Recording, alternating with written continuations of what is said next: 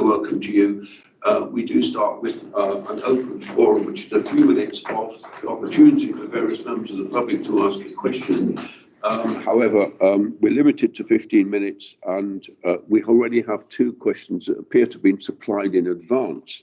If you've got access to a copy of the agenda, you will see that the two questions are, firstly, are there any plans for the town to take in any of the Ukrainian refugees? And secondly, could the empty shops in the town or empty properties like the old Charles Burrell building at the bus interchange be used to house Ukrainian refugees? Would any member of the council like to comment on that? And I may want to give the town clerk a chance to answer as well. In fact, perhaps we could start with you and then the councillors can jump back. Is that okay? Looking at the empty shops in the town or the empty properties like the old Charles Burrell building, they're not within the ownership of the town council, and therefore we have no influence over that, and a lot of them are actually private property. So I'm afraid that we wouldn't be aware of any planned activity that's going on in there unless they've actually been in touch with any of our councillors to inform them of their plans. So, but it may well be that councillors are aware of something. I'm sorry, I can't tell you. Is there any plans for the town to take in any of the Ukrainian refugees? Again, actually, we don't have any properties ourselves that would be suitable for the town council to do that.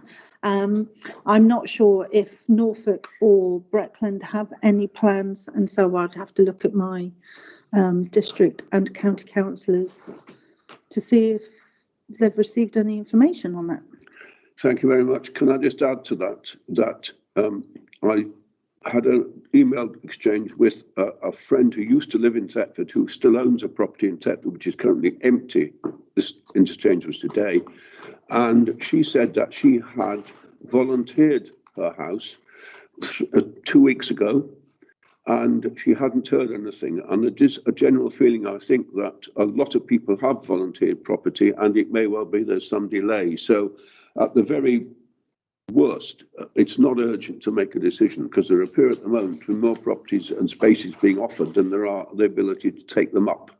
However, having said that, you may wish to add to that, colleagues, and did I see a hand from you, please, Terry? I was just going to make that very quick, Mr. Bell. I know that Brecon Council have already started visiting homes to go through the necessary checks. So they are making their way through the list. But as you say, there have been a significant number of people offer. I suspect there may well be more than is required, but Brecon are currently going through the checks, and there is a specific bit on the Brecon Council website where people can register if they haven't already for them to do that. But as I say, at the moment, they're still sort of going through the process.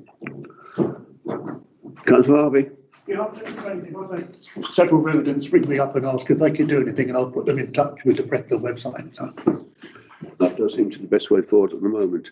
Can I suggest we leave that now, and I invite members of the public to ask whether they want to indicate whether they want to ask a question. I can see at least 3 hands, 4 hands now. I'll take the order I saw them in, which is more or less, which is the gentleman at the back on what is my right, it may be your left, then the gentleman at the front on the other side, then the gentleman at the front on this side. And if there's time, Councillor Taylor, because you are a councillor and have other opportunities for making questions, I'll bring you in lastly. So the gentleman at the back, would you like to stand up, give us your name and then ask your question, please? I'm Councillor Stuart Terry from Brecon District Council. I'm also the councillor of the Riddick Ward, which is on the top end of town. Now, recently, Norfolk County Council recently given planning acceptance to Drake Primary School to create an extra 2 classrooms for SEN children. Now, I've got nothing against the total proposal of that. However, the traffic situation on Fairfields is absolutely appalling, and I've had many residents now complaining about this situation. What concerns me is the fact that Thetford Town Council recommended that the consent be refused, and Norfolk County Council gone against that recommendation. Many residents will say at the bottom of Fairfields, where the school is, are having their driveways blocked in, they're getting abuse from parents, and basically it's causing a bad sort of atmosphere along the sort of, it's a small sort of cul-de-sac anyway. But it's a concern that it's already overrun now, and an extra 2 classrooms with an extra maybe 16, 17 children, with an extra 16, 17 cars possibly, would create even more congestion. Thank you very much. What are you suggesting that Thetford Town Council could do about it? I'm not sure. What concerns me is the fact that the Thetford Town Council recommended the consent was refused, and yet Norfolk County Council just gone ahead and accepted it. Any other councillor got an answer to that or a way of taking us forward? Councillor Wright. Just in response to that, as chair of the planning committee, we did, as you say, refuse it, and I think it is a drawback of our planning process in that I seem unable to look at things holistically. It's very much on a piecemeal, application by application basis. So this came forward for an extra classroom, an extra SEN provision. You know, I'm nothing against Drake School, they're doing a grand job, but because they're doing a grand job, it makes them a popular school, which makes them more demand for places there. Unfortunately, what will happen is as the more popular schools get more and more capacity, then this will defer the new schools that are earmarked for the new housing estate, because Norfolk County Council won't allow schools to be built unless the demand is there. So if they create extra capacity, which they will have Drake now, that will defer and may not allow those no schools to happen. So it is a drawback of our planning process that we don't seem to be able to plan for the whole town. But again, we're only a consultee and we can only put forward our thoughts. Did you have a hand up? I thought Councillor Crawford, you had a hand up. No, I'm just agreeing. It's a really difficult situation, colleagues. I'm convinced that Norfolk County Council is very keen to avoid having to build a new school.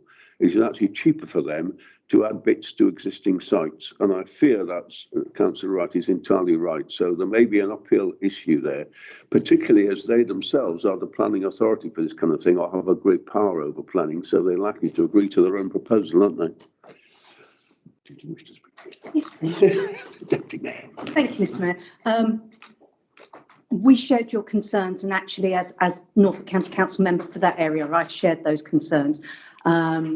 Colleagues around the table who also attend the Greater Thetford Partnership will recall that at the last meeting we actually had a representative from Norfolk County Council school placement side of things who do that forecasting in terms of school numbers and building, and they have assured us that the first earmarked primary site on the Kingsfleet Sustainable Urban Extension will be happening. It might not be coming online quite as quickly as they initially intended, but unfortunately, Mr. Mayor is correct that whilst there is capacity within the schools, and it has been an issue in the past, that they won't build new, but there is a commitment to that, do that forecasting in terms of school numbers and building, so and they have assured us that the Councillor Wright correctly said, earmarked primary site, they are a good school on the Kingsfleet Sustainable Urban Extension will be happening. It might not be coming online quite as quickly as they initially intended to the SEND provisions, is desperately needed in the town. Unfortunately, and my challenge back would be, if not there, where? And as you'll know from your casework, and I know from my time as being the school governor, nearly all of our schools are sited in the hearts of their community, which does present these challenges. What I would say in the school's defence is they are regularly in contact with parents, doing, for want of a better phrase, education pieces, and trying to highlight, considerate parking and that kind of thing. And I know it's been a perpetual issue at other schools around the town. So we keep educating, we keep trying to engage. And what I would urge is, as all of us as community champions, keep those conversations and dialogues going. Thank you. Thank you. I think we'll move on. Next question. Can the gentleman on your left at the front introduce yourself, please, and say a quick question? My name is Terry Lang. I'm a Thetford resident. Our Queen has been on the throne now 70 years this year. It's a momentous occasion. Could I ask what Thetford Council are doing to celebrate her jubilee? I'd love to answer that, Mr. Mayor, as chair of the Heritage and Town Events Committee. We've got a volunteer. So Thank you, Mr. Lang, for your question. I'm so pleased that you've actually raised it because, yes, Thetford Town Council has quite a raft of events ready for the extended bank holiday weekend at the start of June. On the Thursday is the more formal civic side of things, where we've got pipers piping, town criers toasting, and obviously right at the end of the day we have our exciting beacon lighting to mark her 70 years on the throne.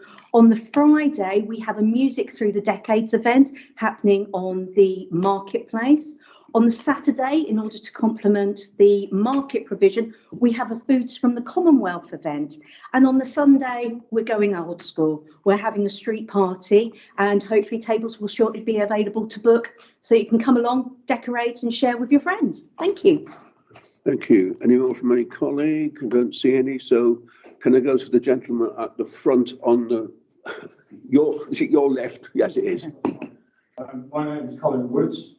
Probably some of us who are aware. What I would like to do is highlight and for the council to consider recognition of a couple of Thetford residents. One is Dolly Knights, Salvation Army lady who passed away literally within the last 2 weeks. She was, I think I'm right in saying, 100 years old and has lived in Thetford all her life. A year or so ago, no, 3 years ago, she got a Tara Lifetime Award for what she's done in the town and involved in the Blitz in London, helping people and whatever. So she's a resident who's done a lot in the town and a lot in the country, involved with the Salvation Army, as I say. And the other one, so she's passed away, but the other one who is still alive at this moment is Ted Ziffel, who has given 65 plus years to football in the community and helping young people and morals and respect issues and whatever, and involved with Thetford Rovers down at Euston. And he's in his 90s, mid-90s, I think now, and done a lot. And I think they're two amazing people. One's passed, one's still with us, who's done a lot in the town for many, many, many years. And I just would like the council to consider at the right time there being some sort of recognition of these two amazing people. I'm very grateful for you that you raised this, because it was a help that we would at least refer to the sad passing of Dolly in the course of the meeting. In a sense, you've done it for us. So I'm going to suggest that you have a few moments silence in memory of a most extraordinary lady who did so very much for the town in a quiet way.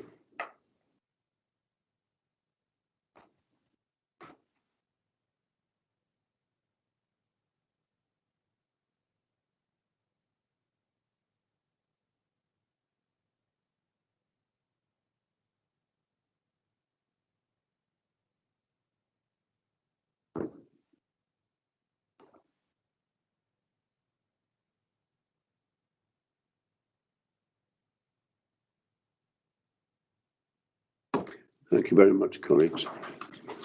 I think although we've used a quarter of an hour, it wasn't entirely used in a. Sorry, I'm getting more. Sorry, we're harassing him tonight. Am I jumping? I'm jumping in. Are we both going to say the same thing? Okay. We do have. I'm so sorry, I can't see you around the councillors. We do have an Honoured Citizens Award scheme. So I'm more than happy to give you an email and show you how you can apply for it. And I'm sure that you'd be much better at writing about them than I would. So if I'm quite happy to work with you and send you the details so that you can put in an application so they'd actually get a Thetford Town Council Honoured Citizen Award. But come back, please do. And if I could say, actually, the current round of applications for this year closes tomorrow. So, and it has been open for quite some time. We have an Honoured Citizen Award. We have a Junior Honoured Citizen Award to recognise those stalwarts of our community. So if I could ask for some sort of urgency, because we will be considering those at the Heritage and Town Events meeting on the afternoon of the 7th. So if you'd like to get that done, that would be fantastic. Thank you. I think that as we now know today, it would be fair to extend that for you in order to do that. What should Colin do? To come into the office or? Yeah, however's easiest for you, whether to could just email me or to leave your email so I can email you. Or whatever, to give me your email address, I'll send you an email. Yeah, brilliant. Thank you very much. Thank you. Thank you very much indeed. Councillor Brain wanted to say a word. Thank you, Mr. Mayor. Not on behalf of Thetford Town Council, but as I'm here tonight, I have another hat, which is as a district councillor and chairman of Brecon District Council. If you would like to send an email to that, there is a chairman's recognition certificate, and that can happen fairly quickly. So get an email into that, and then I will quite willingly, on behalf of Brecon, go around and present any of that certificate of recognition. He's got an opportunity to speak as well. Right, thank you very much indeed, everyone.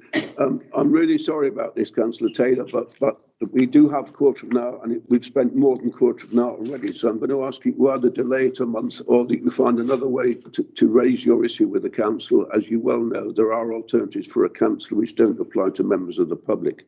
So, with having said that, apologies to you, but we're Sorry, can I just say, Mr. Mayor, there was one other question at the front there from the lady. I think this. I really think the same applies. You know,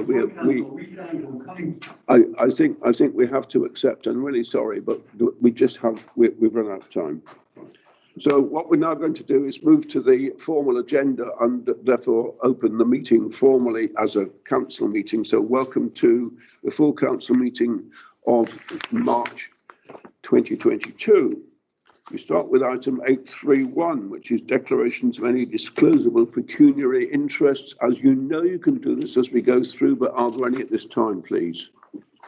No, in which case, happily, we can move directly on to 832, which is apologies for absence. Are there any of those, please?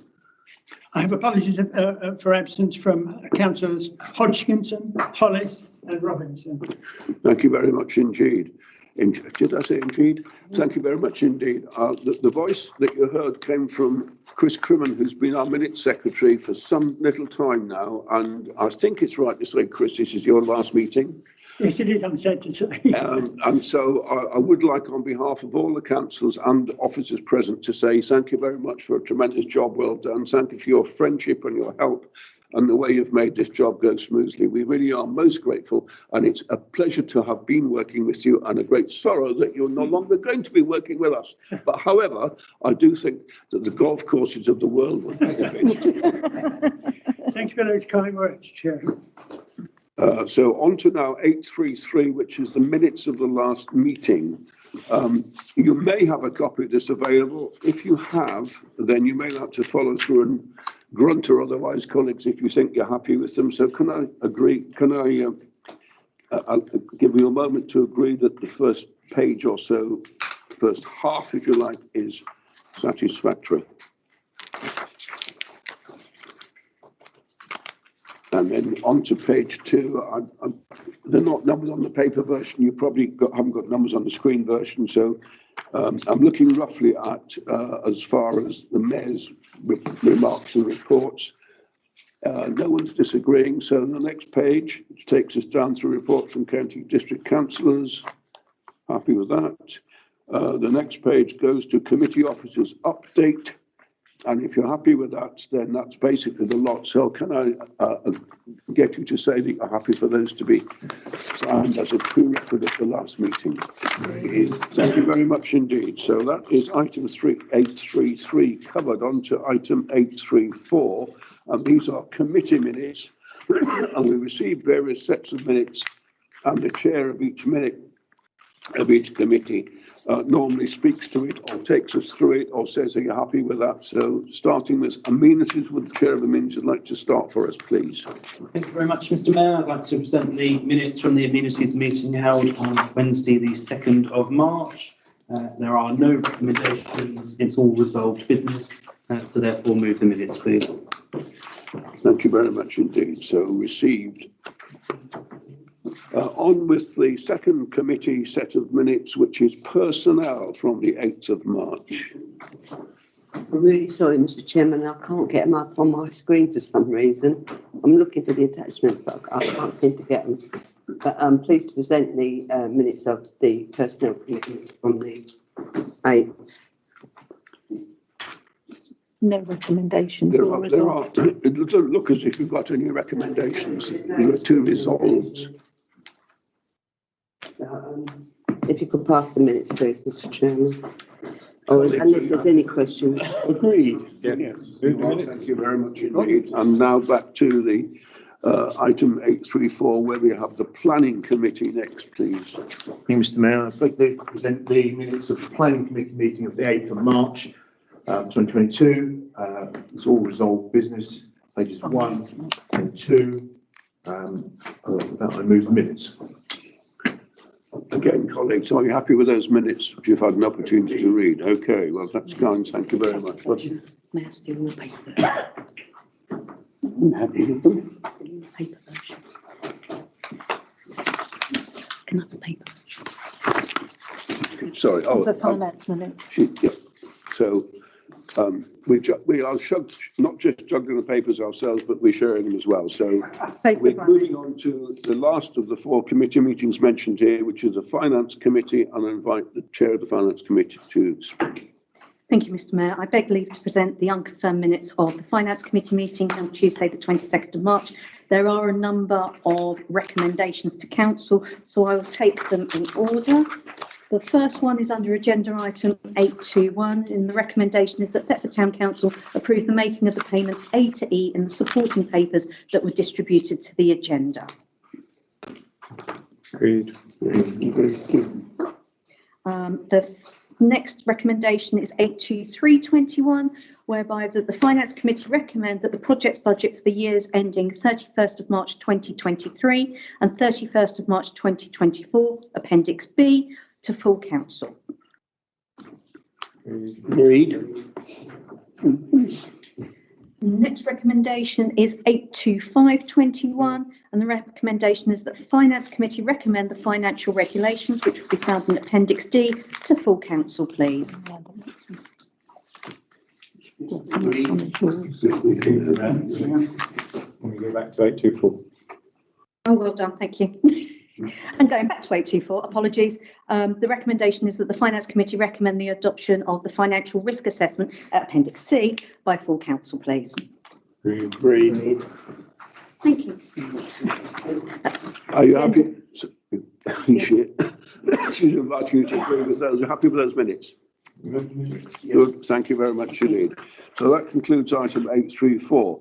Item 835 is the Mayor's remarks and report. You'll have a printed copy of that if you've got a printed copy of anything.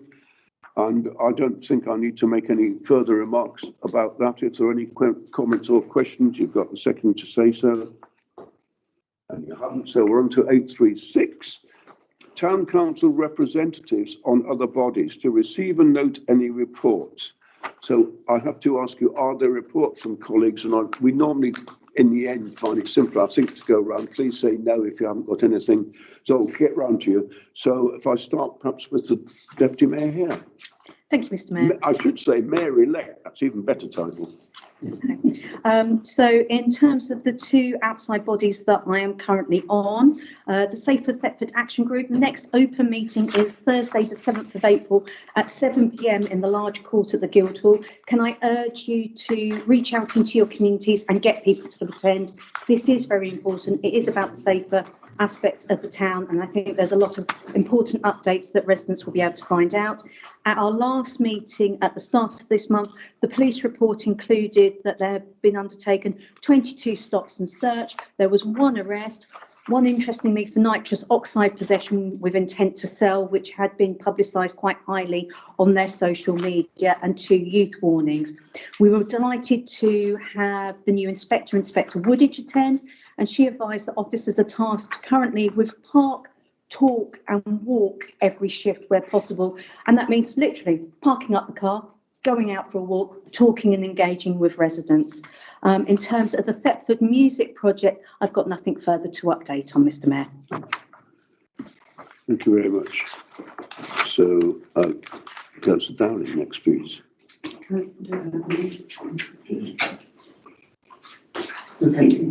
Councillor Parker, reached you. Any? Councillor Taylor, please. So I'd just like to report I attended the Thetford Business Awards at Hopfield Hall on Friday. Over 280 people were in attendance and it was a highly successful night.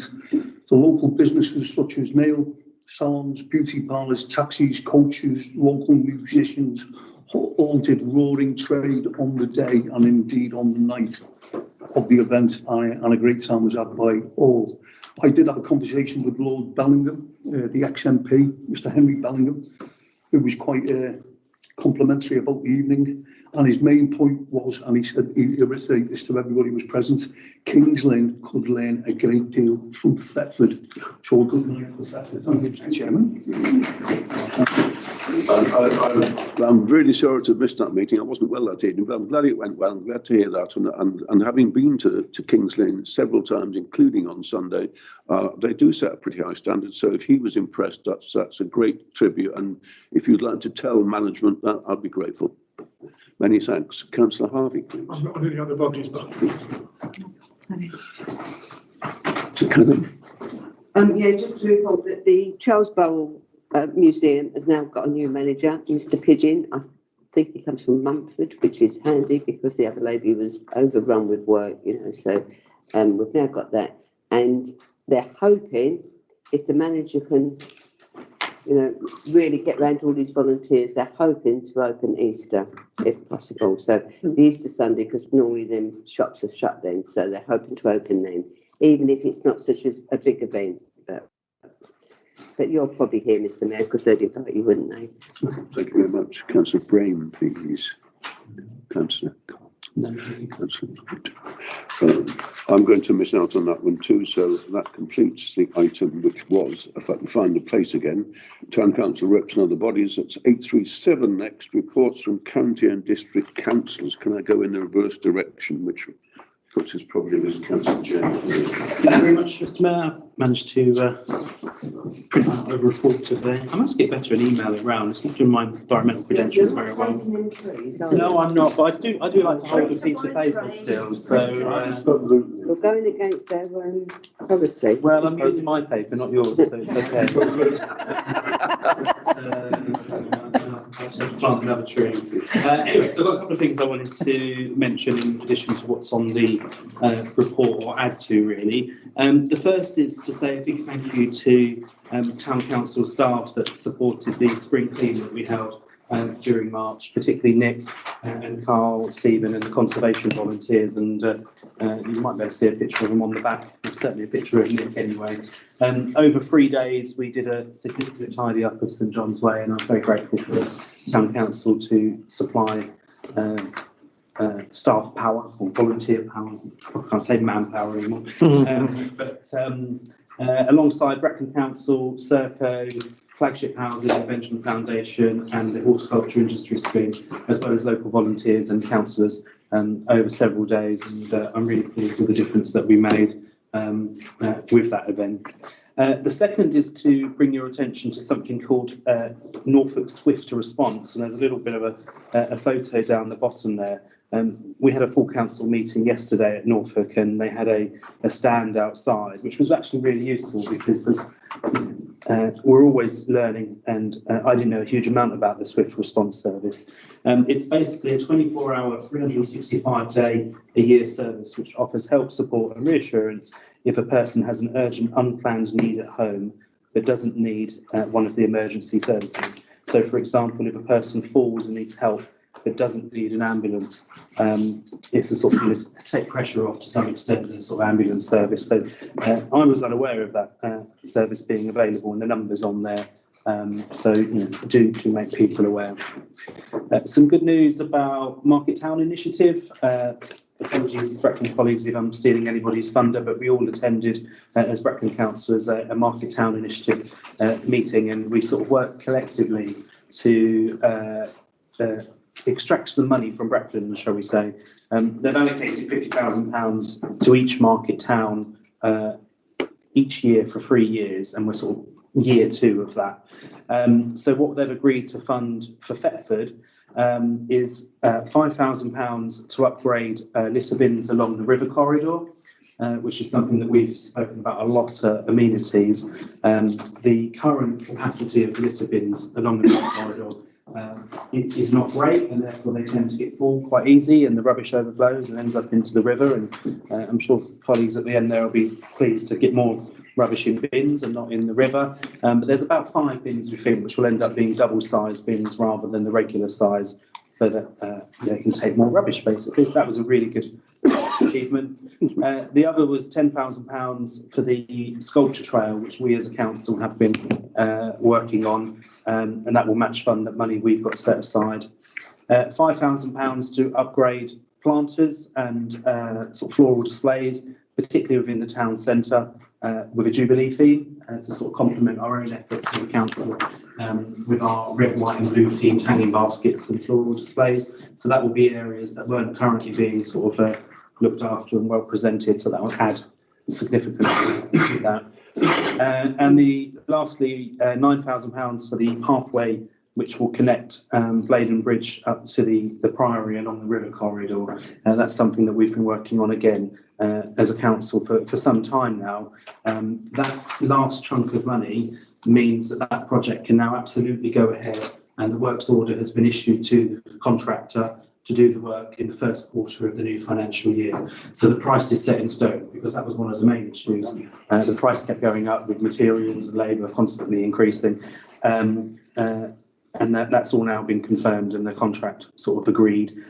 So that will be done within the next quarter. And I did mention to Jane yesterday that we really need to come up with a better name than the Bladen Bridge Pathway, because it's not really the Bladen Bridge Pathway. So if anyone's got any bright ideas, we're thinking about a better name.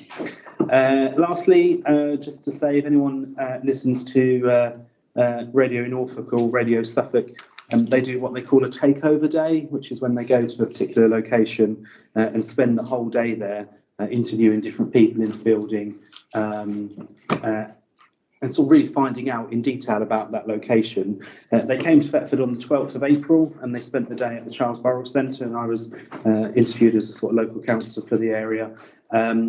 That will be broadcast on the 12th of April, and it was really interesting, sort of getting lots of different viewpoints from tenants and hirers, and I think the radio people were quite shocked with the variety and sort of creativity in Thetford. And as part of Takeover Day, each person that gets interviewed has to choose a favourite song. And as somebody that likes 80s music, I chose Blondie, in case you're interested, and Atomic. So you can hear that. If you like 80s music like me, no, it wouldn't call me. But if you like that music, or just want to hear more about what people were saying about Thetford, that's broadcast on the 12th of April. Thank you. Thank you very much. Thank you, Mr. Mayor. You had me worried there when you said that they were there on the 12th of May. I thought, sorry, I'll get sleep again. It's good to hear that we're going to be on the radio, and more notoriety, which is the best sort to have, not the rubbish that we normally get. So it's great to have things that are happening, which is one of the things that I want to have a quick talk about with my report from Breckland. Being the chairman of Breckland this year, I have been delighted to get involved with a couple of Thetford firms. Well, Thetford's Chris Richards Transport and another transport company from Swaffham. The two men who basically run the company were in the very great position to be able to say, right, Ukraine needs stuff, we will get it there. So they put together two massive great Arctics, let it be known that they were prepared to drive to the Polish-Ukraine border and take this stuff over. They should be back by now, but one of them I know was going to come straight back. The other one actually volunteered his lorry and himself to stay in Poland and move anything they want moved backwards and forwards. But the great thing about it was the help that they got from Thetford companies. Now, this is not all of the Thetford companies, but these are a few that they mentioned, and I felt that it was a great opportunity for being here tonight to actually mention these companies. Camvac, they not only use their warehousing and other things, they actually produce a tin foil coating, which is very much like you see when they do the marathons, so that when they finish, so that they don't get hypothermia, they wrap them in tin foil. This is a very specialised product, and it normally comes on massive rolls. But what they did was they got their apprentices and other people within the company to organise a small unit where you could put them on in more handy and usable rolls with a cutter. So that all went out, and the idea was that it was to get it out there before it got too cold. You can lay it on the floor, you can put it round people, and as I say, Camvac did a great deal with that. Rollinson Packaging, as soon as they knew the trucks were going, they lent numbers of wooden crates, because it's ever so easy to say, oh, we'll pack a lorry, but you actually have to put it in some form of crate. So they provided lots of crates.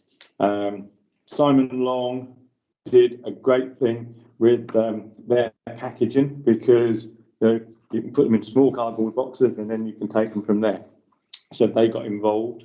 Simon Long, similar, although they're not particularly a Thetford company, they're only just across the border in Brandon, and they helped as well. Chilton's estate agents, they used their offices as drop-off points and took stuff. Originally it was going to go to the Charles Burrell, but I think this is one of the few times where Terry actually had to say, oh, flipping heck, we ain't big enough. They turned up in their hundreds. The idea was on the Saturday morning to do the packaging and everything in the school hall up at Charles Burrell, but there was just too much and too many. So everybody shifted across to Rich's transport depot, and they used their warehousing among other places. The Albion pub, they did no end. I mean, they're a great local pub, and you know, they got involved and they got lots of donations up to Camvac.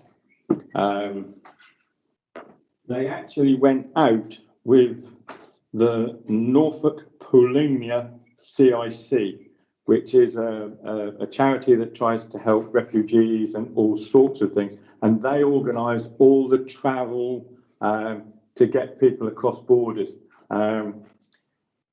Whether or not it's Brexit or whatever, you end up now where you have to have some form of paperwork.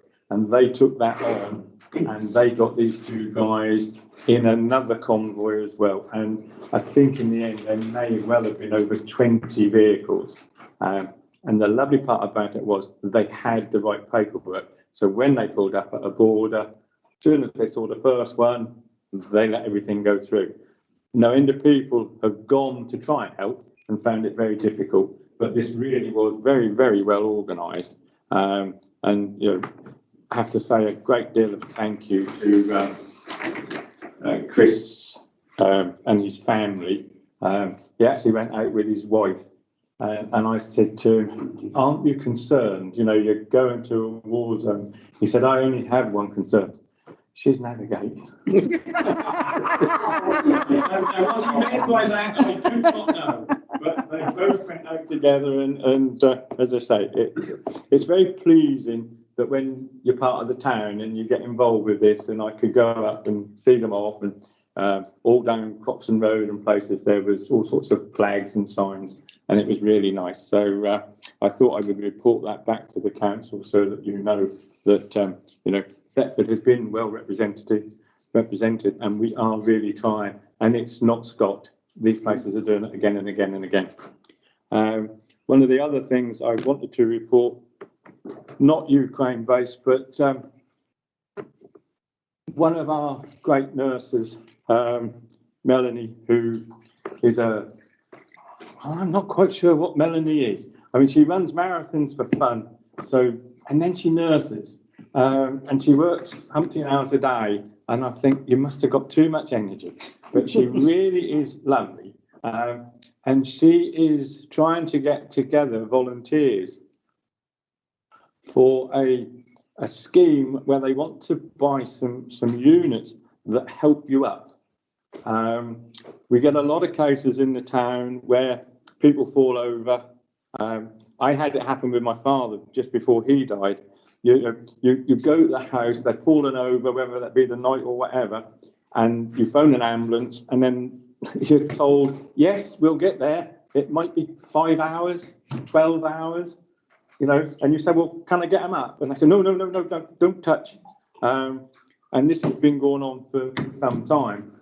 But this company has designed this, it was like a pump-up castle, but it's in the form of a chair, and you can roll people onto it, and then it just pumps itself up.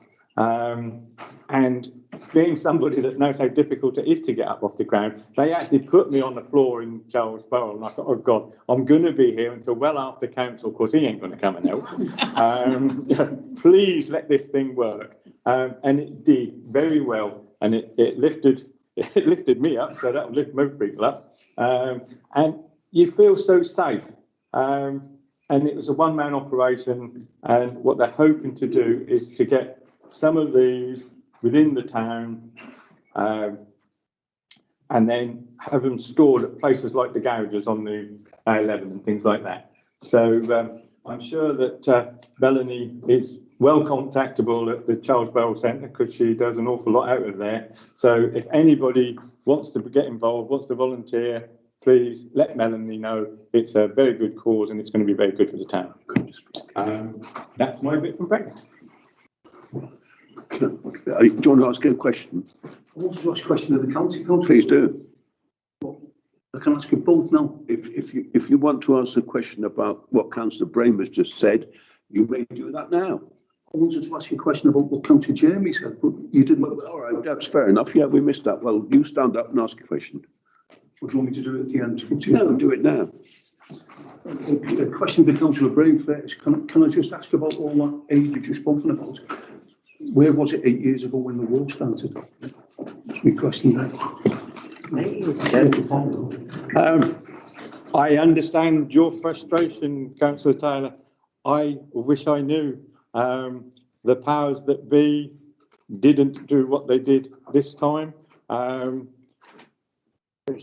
people didn't get to hear about it. I'm quite sure, had the media taken it on like they have this time, as I say, it's a great shame they didn't. But the lovely part about the people of Thetford is that as soon as they've heard about it, and it's not only Thetford, because I've had it happen in Swaffham, I've had it happen in Dereham, and I've been round one or two of these places. It hit the media at the right time, and we, the British people, have bent over backwards to help them. And yet we can all say it's a great shame that we didn't do it 8 years ago, but that's the way we are, I'm afraid. Yeah, problems with the media, Mr. Chairman, yeah. This one, I'd just like to say, I've twice informed the council about my accusations in the courts, so it should come to no shock to anybody around the table here what's actually going on. However, it does seem to be a shock to one of our county councillors who's sitting on the end of the table. So, and I'm sure that Councillor Jeremy believes in the rule of law and the premise of innocence until proven guilty. In that case, I would ask him what price loyalty in pursuit of the truth, because he's been to the papers waxing lyrical. I say this in relation to his calling on both social and local media for me to be removed as a councillor. This is because of the pending accusation of harassment that I am facing in the Magistrates' Court, which is yet to take place. I recall that when he was in a similar situation a couple of years ago and was caught touting his backside all over social media for sexual gratification, and I had concerned constituents in the ward telling me that they were worried about their children because of this event and also their awareness of PI. PI stands for Paedophile Information Exchange, which over the years quite a few members of the Labour Party have been heavily involved in. Councillor Taylor, Councillor Taylor, you're supposed to be asking a question. You're supposed to be asking, excuse me, Councillor. You are supposed to be asking a question about what that councillor said, not introducing. It is a question, but not about what he said. If you can't get to a question immediately, then please sit down. In the light of the fact that my case has not proven, would Councillor Jeremy reflect on the mistake of making comments to the media and consider an apology to me that could also go out in the local media? That is not a question about. That is not a question. That is not a question, Councillor, about what he said. You are supposed to be. You're given the chance to speak now, though you are not a district councillor. You're not a county councillor. You're asked as a town councillor. It would be. I would be grateful. He is my county councillor, and as a part of this, Councillor Taylor, you are going to end up getting this meeting closed. You may not continue. You have been asked to stop by the mayor, who happens to be the chairman of the meeting. I'm entitled to do that. I have explained, Councillor, despite your interruptions, why it is I consider it inappropriate. You are not asking, I'll repeat it because you're not getting the picture. You are not asking a question about what the councillor spoke about. You are not entitled to bring in new ideas, new information, new comments, and furthermore, I'll stop when I've finished, not when you interrupt me. You are not allowed to. Councillor Taylor. Can the town clerk confirm? Councillor Taylor. It is true. Can I ask my county councillor questions, yes or no? If I can't, I'll apologise to the chairman. Right. Can I just say that anything that has a legal connotation and is about any members of staff or councillors is not to be discussed above the line. If you wanted to discuss this, which is, in your opinion, council business, the correct process should have been followed, and you should not be using it as an opportunity to embarrass members of the council. The councillor has gone to the papers and talked about me. Is that about county council business? Yes, he's a county councillor. He's a county councillor. It's about an individual, not a report about county council. So your answer is, Councillor Taylor, if you want to ask a question about county business, then you may, but it's contaminated the case by going to the papers and giving his comments. And I would like an apology. The answer is no comment because there's potential legal connotations and we can discuss. No, but the council is not allowed to discuss potential legal matters above the line. I'm not asking for legal matters. I'm asking for an apology for going to the press. That's got nothing to do with legal. It's got nothing to do with this council either. That's the point we're trying to get across to you, councillor. It's my county council. So I don't care if he's your county councillor or not. That is not the business of this meeting. So therefore, this is the last time I'll speak and I'll sit down with believe this. Am I allowed to ask the county councillor a question outside anything that he is? No, you aren't. Councillor Brain, please. Did you wish to comment? No, I wish to bring a point of order. Well, I tried, but I couldn't, so I can't see what the difference is between me and you. My point of order. You did not make a point of order. You insinuated wrongly into a question that was nothing to do with you. I've used the word before, corruption. My point of order, Mr. Mayor, is point of order number That's 2. just straight through. Disorderly conduct at the meeting. Let me go. No person shall obstruct the transaction of business at a meeting or behave offensively or improperly. She's left now, hasn't she? So it doesn't matter. If this standing order is ignored, the chair of the meeting shall request such a person to moderate or improve his conduct. If persons disregard the request of the chair of the meeting to moderate or improve their conduct, any councillor or the chair of the meeting may move that the person no longer be heard or excluded from the meeting. Mr. Mayor, if you That sounds like you want me to be thrown out. if you feel that that conduct is acceptable to this meeting, I don't, and I would actually put forward a motion that this councillor is excluded from this meeting on standing order number 2A. Thank you very much. Is there a seconder, please? There is. Thank you. Those in favour of the proposal? Those against the proposal? Any abstentions? Councillor Taylor, you're asked to leave the meeting, please. Well, it looks like I used the correct word. What we need now is a bit of jail. I think we're all capable of making a judgment, councillor. Thank you for your attendance so far. I'm sorry it ended so badly for you. You need to pre-think, please, what you're going to say at these meetings. Is it appropriate? I don't think you want to hear anything, really.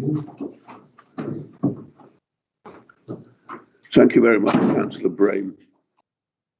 I think what we're trying to do is get through the opportunity for district and county councillors to speak to what they have been doing at their meetings, which is why I was unhappy with him speaking about something quite different. Are there any other councillors who wish to speak, please? If so, can you indicate? I think we've got two at least. Councillor Hardy. Yeah, thank you very much, Chair. I'd like to reiterate what Councillor Jeremy said about the help we had from Thetford Town Council and the staff regarding the litter for spring clean. It felt by the end of the weekend that I had a litter picker welded to my hand. Edward's litter picker or something, but it was really well worthwhile to get the residents reviewed. Also, as you know, I'm part of the Serco Task and Finish group. We're meeting the Serco management in the next 2 months. So if anyone has any really pressing things, apart from Councillor Cannons, to send me, I'll make sure that they do get brought up. And also to give Brecon some credit, in the last month, Brecon have fined fly tipping culprits nearly £2,000 in total for various fly tips throughout the town. They don't seem to broadcast it enough to get the message out there what they're doing. You know, I don't know if anyone saw the post about the furniture that was done by Nicholas Hunt. That person has come forward and been fined, etc., etc. But we should give Brecon some credit of what they're doing regarding prosecuting fly tippers. Definitely. Could I just say something? 2 things. One, sorry for leaving, but I just wanted to go and check that the member of the public was okay. I wasn't just kind of like leaving the building. There wasn't a fire or anything. So I do apologise because you suddenly thought, where's the town clerk running off to? And secondly, since you're talking about litter pickers, there is actually a litter pick tomorrow as well. And so if you'd like to join us, because I believe last time you only got biscuits, so we had to one up on that. I am going on. Councillor at the gate.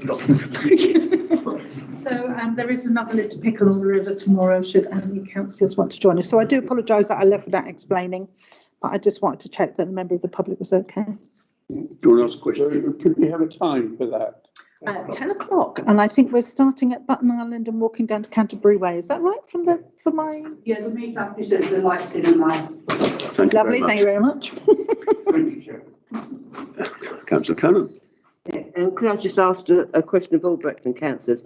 As you know, we've all got our council tax bills, and inside there was a letter saying that you get £150 this year off your council, off your rebate from the government, which will be distributed by Brecon Council. If you pay by direct debit, it automatically go back into your bank account. Well, I've been inundated with people saying, well, when's Brecon paying it? And I said, I haven't got a clue. All I can say to you is you've got to wait. But I think it would be ideal if any of the Brecon councillors know when that's going out, because I've been reading up nationally, and they're saying that a lot of people are going to lose out because they won't know that they've got to apply for it. You know, I think Brecon, I don't know how Brecon is going to do it, whether they're just going to write to you, phone you up, or what, to say apply for it. So and it's because they just go around the shop monthly, pay it, you know, and that's how they pay it. So it's just forward thinking. If as soon as you find out, can you just sort of like put it on social media? Thank you. Thank you. Any more councillors wishing to come to the table? I think you did say you would like to say something. Yeah, I'll be brief, Mr. Mayor, because I think people have heard enough tonight, frankly. I wanted to share something positive.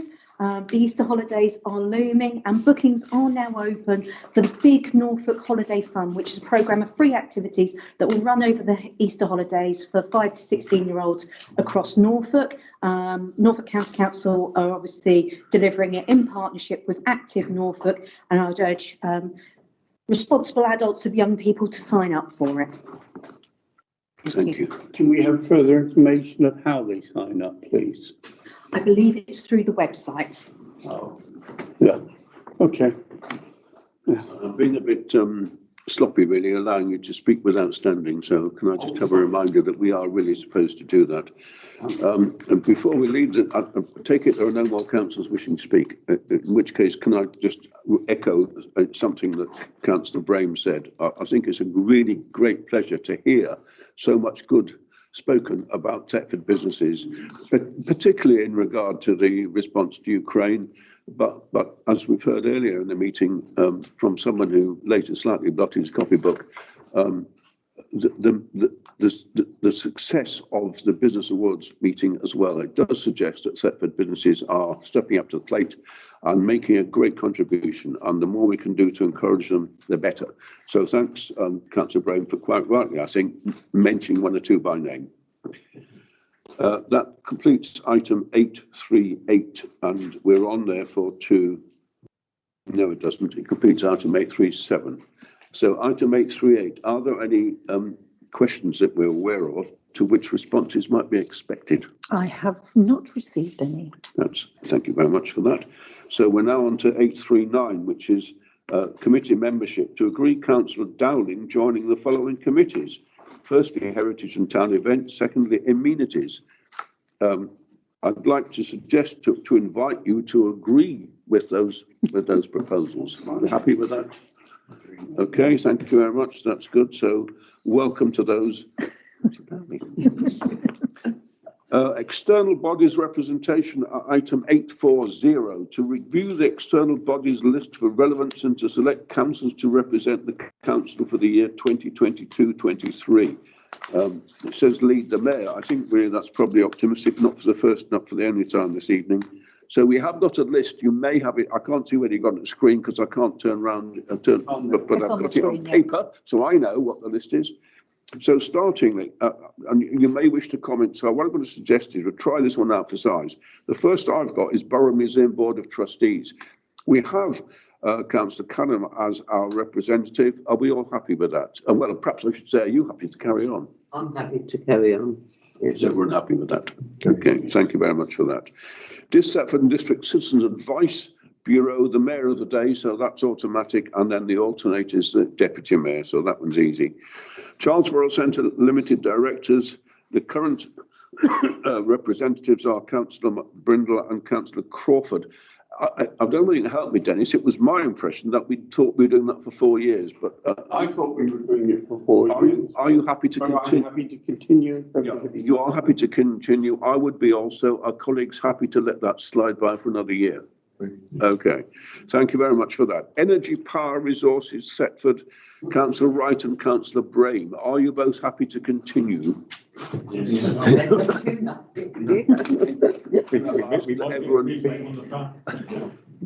hope you haven't felt overworked. Do we get a discount? Any feelings about that? If not, I'll move on rapidly on to the next one. Greater Thetford Partnership. We have Councillor James, Councillor Robinson. We have two alternates. I think we have to, I can't ask Councillor Robinson. Councillor James, are you wishing to continue? Councillor James is not the Thetford Town Council representative on there. She's the Norfolk County Council representative on there. And this council elected Councillor Brame to be the other member on the Greater Thetford Partnership previously. So that's incorrect. I don't think that's so. No, I don't want to continue. It's not the first time we've had to correct it. So we'll persevere with this. Thank you for being so polite and pointing out that we blundered. So the Greater Thetford Partnership, the current representatives are Councillor Brame and Councillor Robinson. Councillor Brame, would you wish to continue? You're waving a hand, councillor Harvey. Can you? Yeah, I'd just like to nominate Stuart Wright, if I could, please. Like to nominate Stuart Wright. Okay, do you have a seconder? Yes, he does. Now, okay, so we've now got 3 names. We've got councillor Brame, councillor Robinson and councillor Wright. I don't see any alternative to having a vote. Councillor Brame, please. Yes, Mr. Mayor, if I can come back. To be honest, I've been on there an awful long time. I said at the last meeting, I expect to be in the crematorium in West Suffolk before they actually do anything, other than talk about what they might want to do. I don't think I have ever wasted so much of my life. I was quite prepared to do that on behalf of Thetford Town Council, but if there are other people that wish to take over, I am not going to stand in their way. And as I say, I quite willingly hope that I'm not at the crematorium before anything actually happens. Having heard that eulogy, councillor Wright, do you still wish to stand for this? Thank you, Mr. Mayor. I would like to still put myself forward as being the nominee. So that's councillors Robinson and Wright. Yes, I think councillor Brame is close with Joe and colleagues are happy with the 2 names we've got left. So the Safer Thetford Action Group, we have councillor Crawford and councillor James. Do you wish to continue, councillor Crawford? Well, I haven't been the most attentive person at this group as such. If anybody else wishes to do it, I will greatly release it, but if nobody else does, I shall stay on. Yeah. Thank you very much, councillor James. I have already advised the Safer Thetford Action Group that I won't be continuing in my mayoral year because I don't think I'm going to have the time. I think that's my experience. I'm sure many others around the table would be. That's probably wise. Are there any other candidate? Are any other councillors wishing to stand to take that place? You're volunteering. That's an unusual thing. Well done. So now we have 2 names. Are we happy with those 2 colleagues? Unless. Yes, yes. Yes, I think that's a yes. Okay, thank you very much for that. So we've got a replacement and that's nice because we'd like to keep things changing a wee bit. Thetford Municipal United Charities 4-year term says 4-year term, so councillor Cannon, you will continue. Thetford Music Project, councillor James and an alternate who is councillor Barito. Councillor James again, question I will be mark? standing down. I will be standing down. Councillor Barito, would you care to stand for this? Yeah, if councillor James is not longer involved because she's busy with her, I'm quite happy to take this. Okay, thank you very much. I'm letting us not to stand up and just to hurry us through this particular item because it can take an age to get something fairly basic done. Is there anyone who wishes to stand as the alternate, please? I'm quite happy to. Thank you. Thank you very much. Can we take those 2 volunteers, colleagues, and agree with that? So on to the Thetford Society, which is the mayor today, so that's pretty straightforward. Thetford Tourism and Heritage Partnership, councillor Wright. Are you willing to stand again? I am, Mr. Mayor, just to say that it is in abeyance at the moment. Councillor Robinson did try during his mayoral year himself to get that reignited. It still sits there on the back burner and potentially has a use going forward with partnership funding. So yes, I'm happy to stand on that. Everyone happy with that? Yes. Thank you very much indeed. So that completes that item, which is the external bodies of representation. So we're now on to standing orders. Item 841, to undertake an annual review of the standing orders to agree the publication of the council information leaflet. Decision required. Leeds, allegedly the mayor and the town clerk, but it's my decision it's town clerk. Thank you, Mr. Mayor. It's probably quicker to start with the leaflet that got put forward from personnel. Yeah. And I know that you received a copy of that, and that's the public meeting information and basic information about the council. Personnel were happy with it, but we wanted to put it in front of everybody to see if there was any additional information that you thought that we needed to put on there. Thank you. Colleagues, you have the option of discussing it or agreeing it. I'm not sure if I'm offering you a third option. Are there colleagues who want to make a comment or make a criticism or make a change, or are you happy with what you've seen? What you've had the opportunity to see? Okay. Is that a yes? Okay. Right. So secondly, it's the annual review of standing orders. So they were sent out, I believe last week, weren't they, for a review? So we put them out each year to just check that councillors are happy with the process that were in it. For the members of the public, what we use as a council is we use the national model standing orders, which have been checked by all the legal team and actually are recommended for councils to adhere to, which is why we use ours. There are some slight unique things in there too. Thetford Town Council, we haven't put forward any amendments this year, but obviously are open to amendments if councillors believe that there's a way we can make the orders more robust.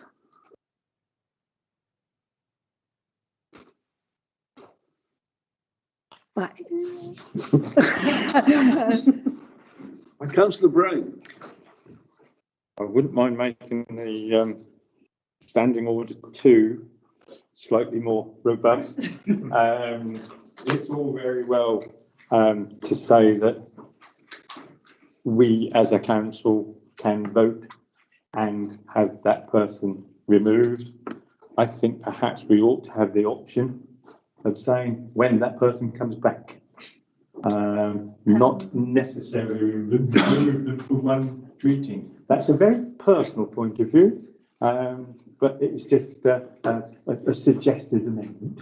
I think I better take the town clerk next, and then you can give me. I would say that there's probably a lot of empathy in the room with you, Councillor Brame, but I have to defend democracy in that if he is an elected member of this council, unless he's actually removed from the council, his residents have the right for him to be sat at the table. And it is potentially undemocratic to remove him and remove that voice from his ward. Just to say that this morning we had a Norfolk Alliance meeting in the Guildhall, and this subject came up because obviously we're not the only council that have problem council, and at the moment your hands are tied because off you go, you put a report into Brecon, comes back, it's the same old nothing. So what they're going to do is try to push it nationally because they're losing so many clerks for harassment and bullying, and councillors are walking out, and so that they are trying to get action. So hopefully this time next year we might have achieved something. Don't hold your breath though, but we can try. It's important that we obviously take our full part in what's going on in the towns in Norfolk, but the fact is that we've now joined the queue because I believe it's right to say that 3 mayors this year have failed to complete their term of office because they've resigned in the kind of circumstances that you have described across Norfolk towns. That does suggest to me that there isn't an appropriately robust process for dealing with the issue that Councillor Brame raised. So I'd be really pleased if we could find some way of taking it forward so that we're saying we agree, we want something else, something better in place. Yes, please. We did actually receive an SOS for Norfolk now today, which asked for experienced clerks to please help other councils because they are so short of councils and councillors across Norfolk, which, I think adds weight to the fact that, I'm sure that everybody is disappointed that we cannot be more proactive. I think this is Councillor Crawford next. Yeah, well, a lot of what I wanted to say the town clerk being too, but today it's mostly you took the brunt of the thing, and I think you handled it very well. I would be against trying to have extended times where councillors couldn't attend meetings because it is the representative of the people that counts, but they must try to behave themselves. That's what basically.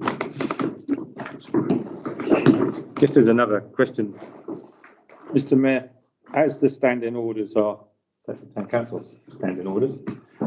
Is there any reason why we can't put a standing order in to actually stop this farcical behaviour of one of our councillors sitting in the public gallery and trying to take time from the members of the public? He has a right, as you explained to him today. Yes, he might be a member of the public, but surely this council doesn't need to have the poor members of the public put through this farcical blooming thing of a councillor sitting in the public gallery. Thank you. The agenda is a legal summons for the councillors to attend the meeting as a councillor. If they want to be a member of the public, then they cannot also be a councillor.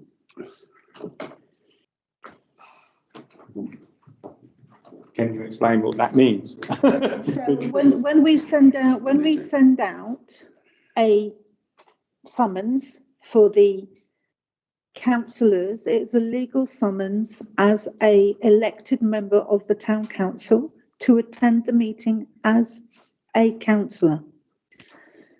So therefore we can have a standing order that says they can't sit in the public gallery. Yes. So they're either here as a councillor or a member of the public, but not both. But as they've already been summoned as a councillor, then really the member of the public is not an option. In that case, can we have that as a I would propose that as a standing order. That elected councillors can only attend council meetings as councillors in accordance with the... Yeah, it even goes to far as if they choose to be a member of the public, then they forego their right to stay in the meeting as a councillor. Well, actually, they would have refused their summons as well. Yeah, So I think if we keep it short and sweet, we just have as a standing order that as councillors, we don't put the public through this thing as standing in the thing. So that would be my proposal. So if they're summoned via an agenda, they can only attend as a councillor. Yeah. Is that a proposal? That's a proposal. Is there a seconder, please? There is. Thank you. Who was the second? Brandon. Thank you, Brandon. So if summoned by an agenda, members can only attend as a member. Yeah.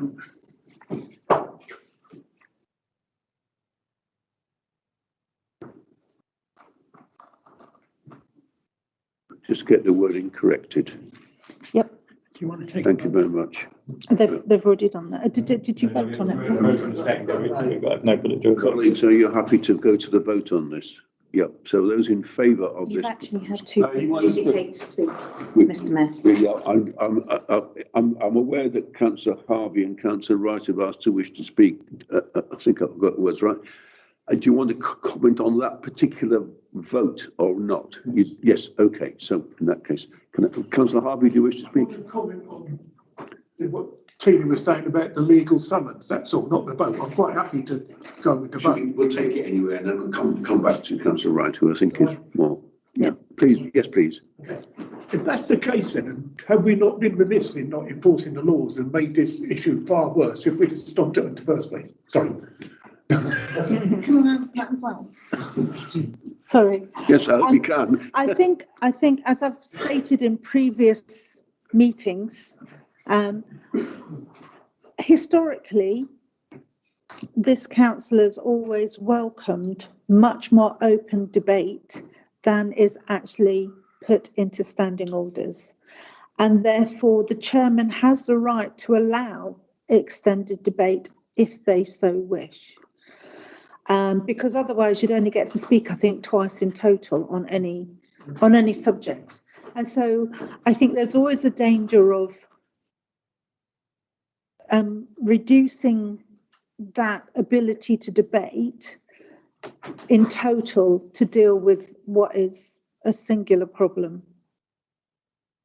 And therefore, I mean, it's whether the council want to restrict everybody's ability to have wider debate. Come back and ask one more.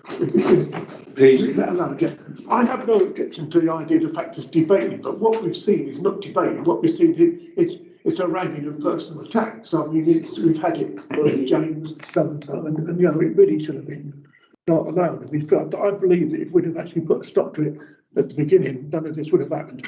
It's the fact we stopped Councillor Taylor from going and sitting at the back in the public. Obviously, he was never allowed to, so why did he let him do it? Well, if after we've spoke to Councillor Wright has spoken, we may wish to go to a vote on that particular change. Councillor Wright, please. Yeah, Mr. Mayor, just a point for clarification, really, in terms of the meeting itself. Because we have the open forum at the beginning, do we technically kick in as a meeting of the council until the end of that open forum, or is it the council meets and starts the meeting at 7? Because, you know, if you know, that's what we think we need to clarify. If we're right since then, I think the meeting may not start until after the public forum has happened. That's correct. The public forum is not part of the official meeting. And actually, we don't have to have public forums. It's just that this council does. And but the actual official meeting that is minuted starts at the top agenda item. And to come back. So I would, you know, I welcome contribution towards this, because I think we're in danger of, you know, if we do make the meeting start at 7, then we are going to stifle a bit of debate and the ability to, you know, have the public forum there. So I would like, we didn't want to do that, and I understand why we're looking to address this issue, but I think we've got to be careful that whether we go with the full council's meeting at 7 or at the end of the public forum. I think Deputy Mayor has to change. Might I suggest that the point in relation to whether the meeting starts or not is potentially a moot point, because within standing orders there are rules in terms of allowing the members of the public to speak at a meeting, that we allow those 15 minutes. Each member of the public, if I remember rightly, and I can't quote the standing order number, apologies, but I'm sure Councillor Brain is there, like a keyboard ninja, that there is also a 5-minute restriction per member of the public. Yeah. So in that spirit, I would suggest that should this council be minded to, that it falls within those rules of debate, terms of engagement within the public speaking aspect, and clarifies, should this council wish, that an elected member is not permitted to speak under the public forum. It's not allowed to ask a question under the public forum. Oh yeah, that would be Because I don't want the councillors not speaking. I'm going to be very busy. Thank you, Chair. Well, I'm a little bit confused on this. The meeting starts upon the completion of the 15-minute thing. Right, that's fine. The standing orders cannot be used before the meeting starts, so we can't impose standing orders on the public speaking, because officially our standing orders only start at the beginning of the meeting for the duration of the meeting. So I think that what we're doing, you know, if he comes in and sits down there as a member of the public, gets his turn to speak, and then comes and sits down at the table as a councillor, I don't see how we can stop him doing that. He's a member of the public until the meeting officially starts. Right?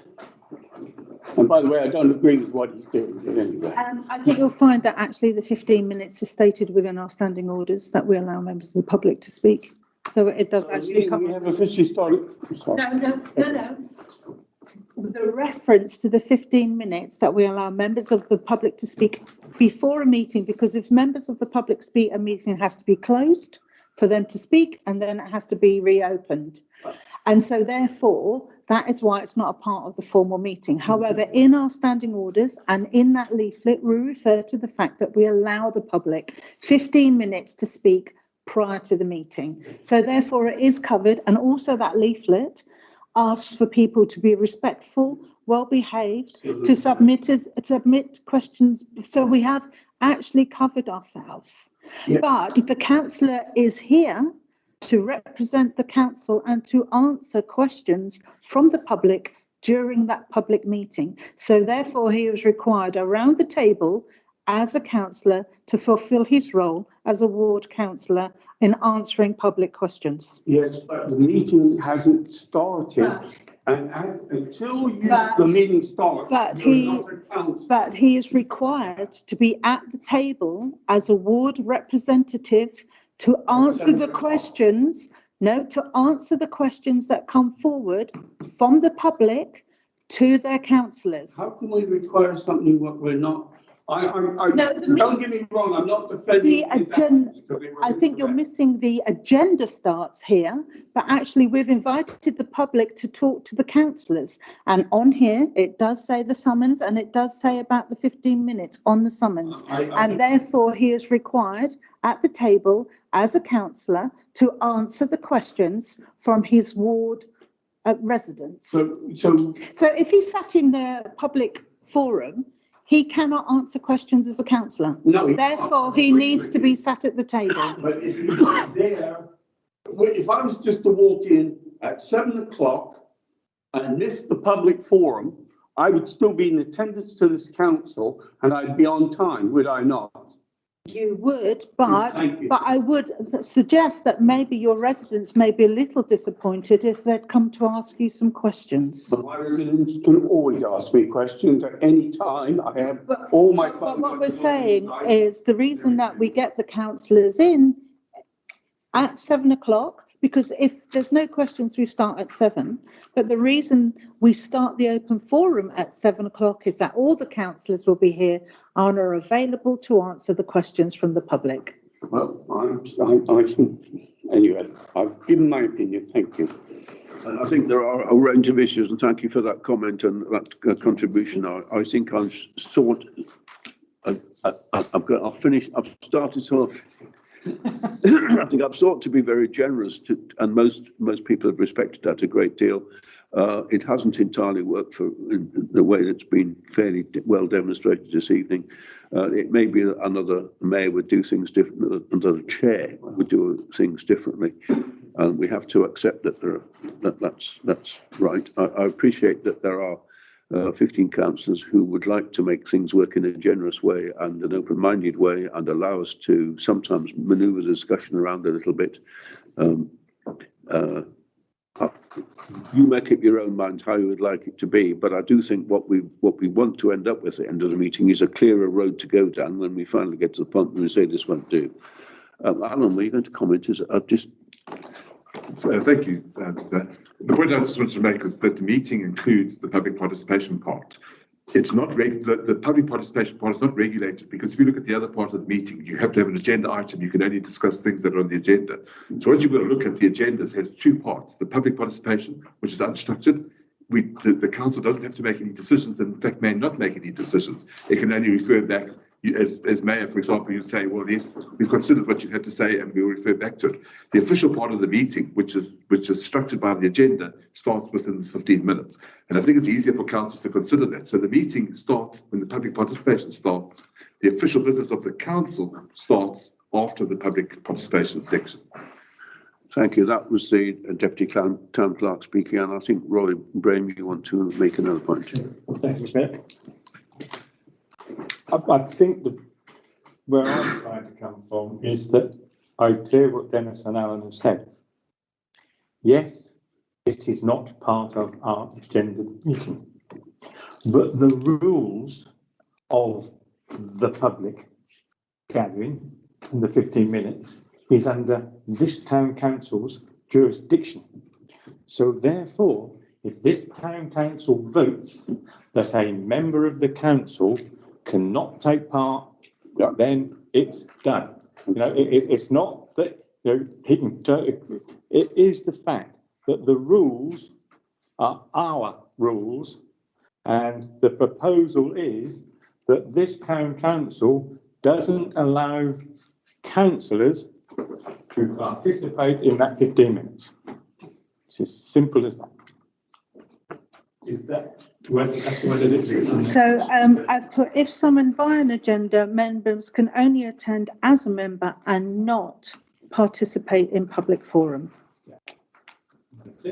Can I suggest it's appropriate now, having had a discussion, I think we ought to come to the vote, really, Dennis. Well, the only thing is this?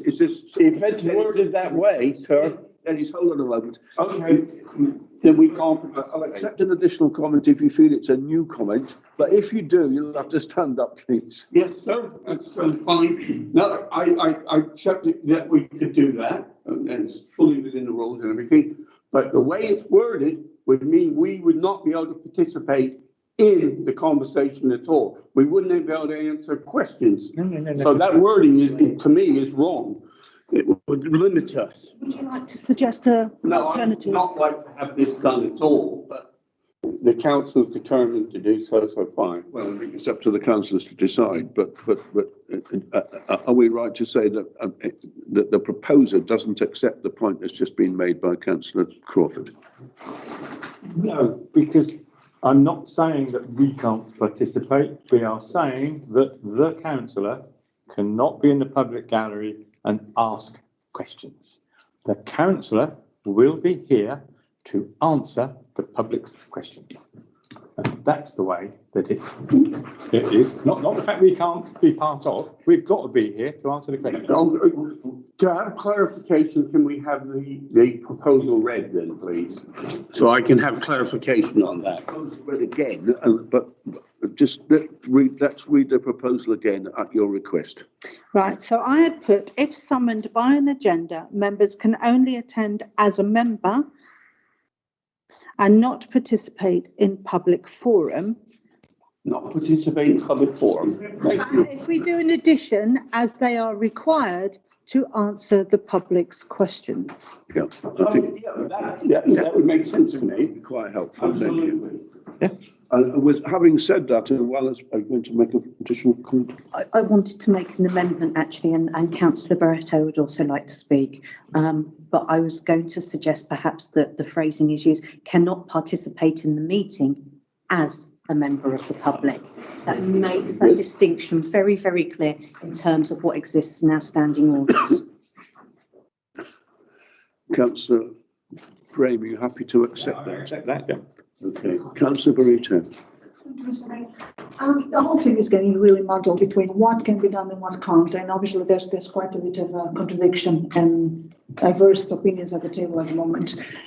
It is unfortunate that all the meetings or some of the meetings in full council end up with one of the councillors being excluded, and obviously insults going around the table, which are fully unnecessary. I fully agree with that, and I'm not excusing in any way any of those behaviours. I think that's better ways of dealing with things by talking, discussions, things cordially. Could we not then, if the person is summoned as a councillor to come to the meeting as a councillor, the person by coming as a councillor, sitting at the councillor's table, is accepting the position and doing a tick on the box, I'm present at this meeting as a councillor and therefore shall not speak as public. But if the person chooses to come as public and go straight into the public chair and doesn't sit at the councillor's table, then that person is basically absent as a councillor from that particular meeting and is there as a member of the public, which in my opinion is entitled to do because he's still a resident of Thetford, and he's got the right to sit as public there if he chooses to do so as an individual. Should we now then ask the councillor in which capacity are you attending this meeting? So when we go to our attendance, at least we can say, okay, this councillor is attending or it's not, and chooses to sit in one chair or the other. And I think that would draw a distinction. And if he chooses to be a councillor, let him speak as a councillor when he's allowed as a councillor. If he chooses to be as a member of the public, then he has to be restricted to be spoken or to speak as a member of the public when he's allowed to do it as a public member. I think that wouldn't draw a distinction. It's just an opinion. I'm sure there's other opinions around the table, and I'm happy to listen to them. Thank you. I think that's a little bit long to be an amendment. The point is taken. Do you want them back? I was going to say, Mr. Mayor, might I suggest that actually if we incorporate this wording into the standing orders, then that gives us a basis point for having that discussion, because right here, right now, there's nothing to back it up. And should this council decide that you put it in place, then that makes that distinction between member and member of the public very clear. And then that becomes that next conversation point. Which are you? how do you want to proceed? With that, I agree, but that's the whole point of determining on the paper that the person is entitled to choose. Excuse me, I do think we've probably got to a point where we ought to come to a vote, simply because I would like something to be in place for the next meeting. I think we do need to.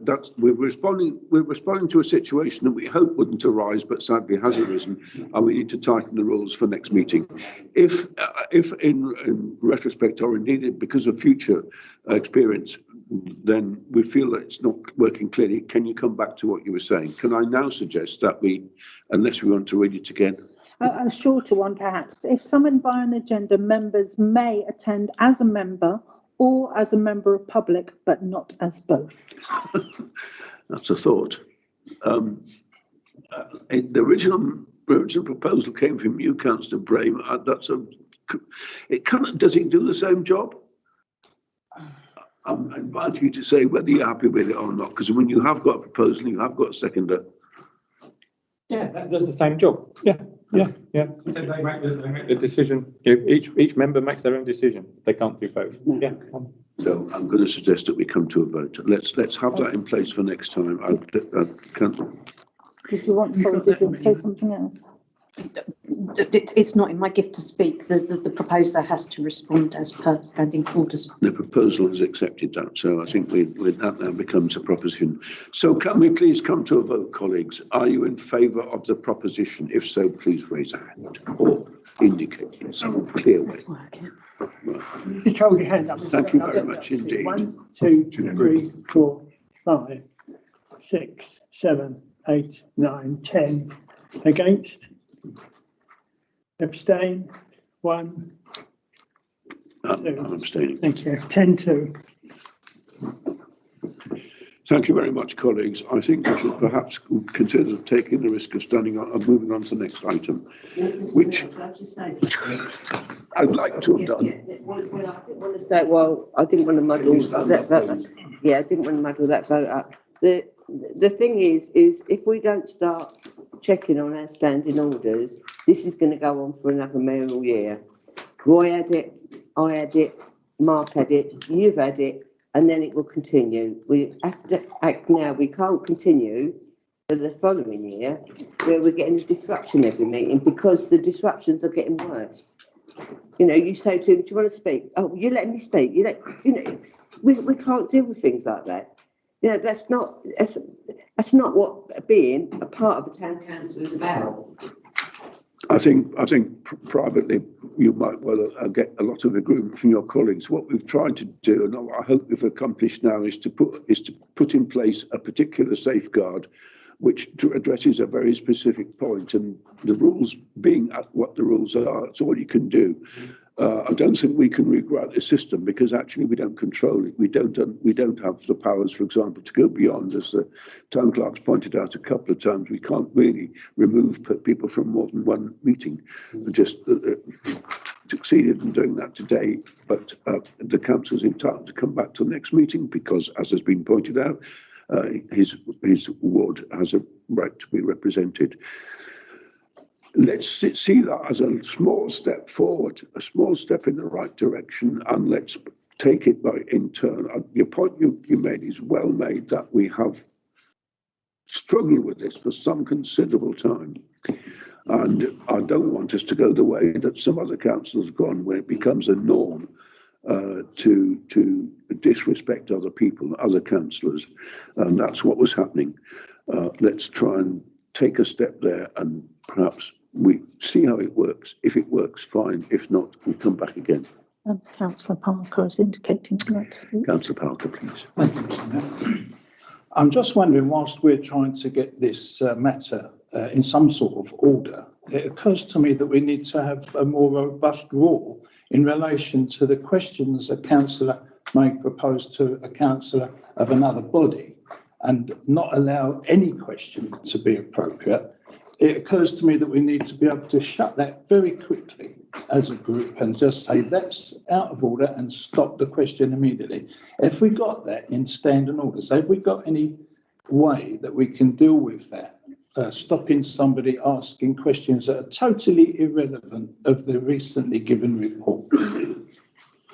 I think actually, if you look at the agenda item, what happens is that we let people ask questions, but it is literally, the agenda item is about their report on the work that's happening at those councils, and therefore the agenda is all that you need to say, I'm sorry, that's not appropriate, let's move along.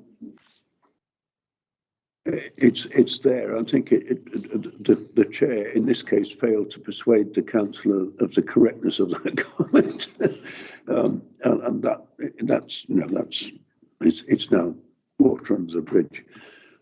That's why I think we've got some cover for it. And I think your point you made is entirely correct. That is what we should be saying. We should be saying that is not the point that you should be addressing only the points made by the previous councillor, the district or county councillor. I just quickly come to speak. Yes, absolutely. I mean, your action to try and put that order, to put it right, was admirable, but you had no chance. You was completely being overspoken.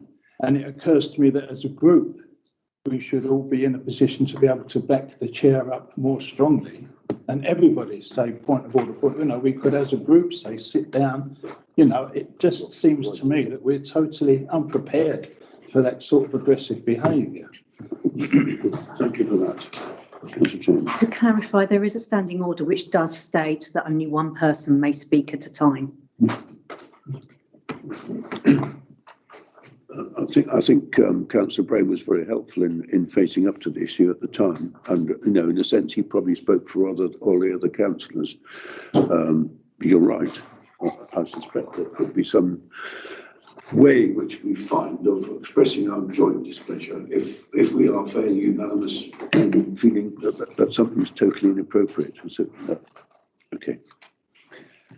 I think we leave it to. I think we've made a bit of progress. We spent considerable amount of time, and I think we just need to say, let's try it out the next time and see if that we can control the situation.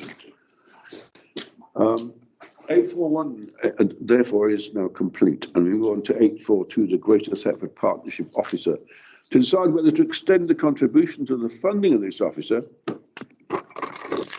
And if agreed, to identify where the contribution will be funded from.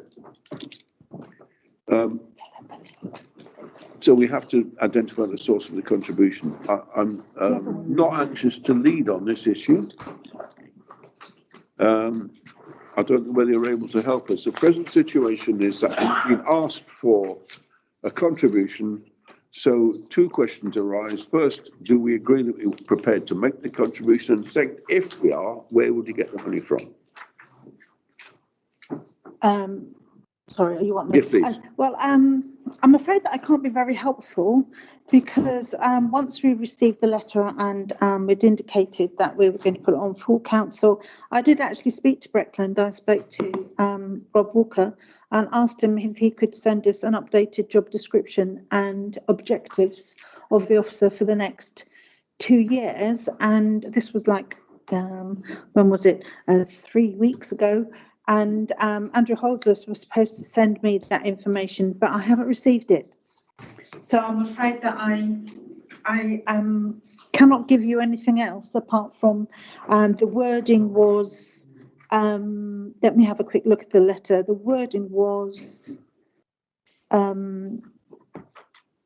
am hoping that you will now be able to continue your support for the partnership via continued support at the existing level for this post, which, although they haven't put it into figures, would indicate to me that it would be £10,000 a year. Councillor Crawford, followed by Councillor Brain, please. Yeah, my question on this, I've never been a big supporter of this organisation. I don't see it making much headway. I may be wrong because I don't always get all the reports about it, but we're dealing with public money. And are we getting value for money from having this organisation and supplying the money for this officer? That's my question. I don't know if anybody can answer it. Thank you, Mr. Mayor. I've never done so much. But to be honest, we have had this discussion in this council a dozen times. Do we have the paperwork to make a considered decision? Did we ask for the paperwork to make a considered decision? Now, if we have not got that paperwork, then I propose that we put this off till next month and inform Brecon Council. If they can't send us the paperwork so we can have a proper discussion, we will defer it until such time we receive enough paperwork so that we can actually make an informed decision. I'd like to second that proposal.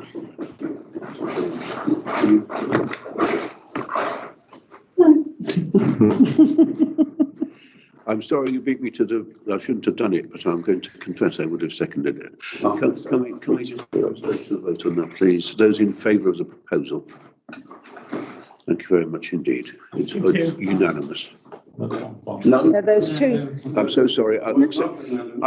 Yes, no, I didn't say it was unanimous, I said it was passed. There was two non-voters, I believe. Shall we try again? Those who are against first, please, and those who are abstaining. Two. No high-fiving in the council chamber. Thank you. 3 against. And I'd like to, in defence of what I've just done, I'd like to point out that my new glasses are in order and should be honestly, it's true, honestly, so I mean, okay, thank you very much, colleagues. So item 8.4.3. Maintained Properties Agreement, Thetford Priory, to update the Council on discussions with English Heritage on the MBA relating to Thetford Priory and the difficulties in recovering the cost of filling the Council's obligations and so on. It says the Mayor and Councillor Wright. I think that because the Mayor and Councillor Wright walked around it once with a colleague from English Heritage, and Councillor Wright has kindly agreed to take the lead. At the cost of thousands. Thank you, Mr. Mayor. I wasn't expecting to take lead. It was an informal request from Katie Chan of English Heritage, mainly because of the Mayor and myself's involvement with the Priory over the years, with the Thetford Society. Our colleague Stuart Wilson has been the eyes and ears of the Priory down there for antisocial behaviour and the lack of maintenance and security down there. And we're invited by Katie Chan, who leads the English Heritage, historic England, I can't remember which way around it is. It's English Heritage, yes. Wanted to know our concerns, our views, what, not just with the current arrangements, but what we felt was appropriate going forward, and understand some of the issues that Stuart Wilson does report on a regular basis, both to the police, to town council, and to English Heritage. It was the agreement that we left the meeting, we had a cup of tea, and we shared our thoughts, and it was then she was going back to the town clerk to talk further about it, and I was, had no idea where that was going or what proposal was coming forward until town clerk sent an email that had come through that saying that, guys, to make a decision. As members may be aware, we have some money to open and shut the gates and do a minimal litter pick, but quite clearly we haven't got the resources. And the money that they provide does not give us the resources to do all that's necessary at the Priory. I think the Mayor himself shared the viewpoint that a change in the way that security is operated down there is necessary, and that, I think, was picked up by Katie Chan, and it's something that, I reiterated the town clerk's view that our current arrangements with a person opening a gate and shutting it and minimal litter pick is not the right person to be challenging unruly youths who are climbing all over things, giving quite verbal and sometimes physical abuse to those people trying to lock up. And it's probably more appropriate to some kind of security arrangement being involved in going forward. but also not just opening up on it, but the idea of a spot check going in there after hours to try and find that if you could blitz it a couple of 3 times and the word got out that it is being policed. I say policed by a security firm, something like that. It may cut down on the antisocial behaviour and damage that is happening to the public. So I think we've got nothing to consider tonight, other than I'm just feeding back to you what we have. I'm sure the town clerk will be in discussion with Katie about what arrangements. The way I read it is it seems to be up to us to cease the arrangement, and in which case, if we cease to operate in that way, it would be up to English Heritage to find their own solution and hopefully engage some more security, both in terms of manpower and physical security for the site. Thank you very much. Entirely agree. Town clerk, please. I've had several conversations with Katie about it, and my concern in it is we've had incidents where both our members of staff and our contracted cleaners who do the opening and closing have had to deal with drunks, people who are obviously high on drugs, groups of unruly teenagers, quite a large group actually, where they felt very threatened, very vulnerable, and they were in no way prepared or able to deal with that situation. So what happens is they leave and the site's left open because they feel threatened. And we've done lots of work with the police because a lot of the reports come through to us. And when I was talking to Katie, they do have concerns that there's an increase in ASB, and that actually we because she's saying, well, you know, could you go more often? Like, no, we don't have the people to do that. And actually, if we do withdraw, they will get a security firm that will offer that the patrol has a dedicated number, so that if people want to, they can phone. And so, like, if the residents who live around it, they'd be given the number and they could deal with this security straight away. Because what's happened as well is sometimes there's been incidents, and because it's been at the weekend, they've then got to try and get hold of a member of staff. So it's been quite difficult, but, you know, I was, the incident with the teenagers was a young lass who was not particularly burly in stature, shall we say, and I think it was quite a traumatic incident for them.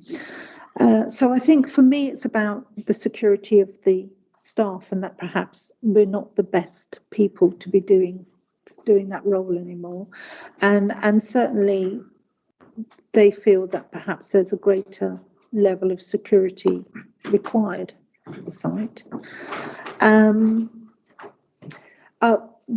The actual, I know that it's just an update, so we can't have decisions, but I think probably contracts go and leases and things go through finance, so maybe we could have a look at it with a bit more background to the actual, you know, content of the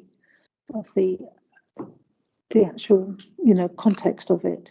But they fully understand. It's not that we're not going to work with them in the future. They're potential partners with us with the Heritage Master Plan. We're going to support them on Heritage Open Days. We're going to support them in events that they're planning to have in the summer.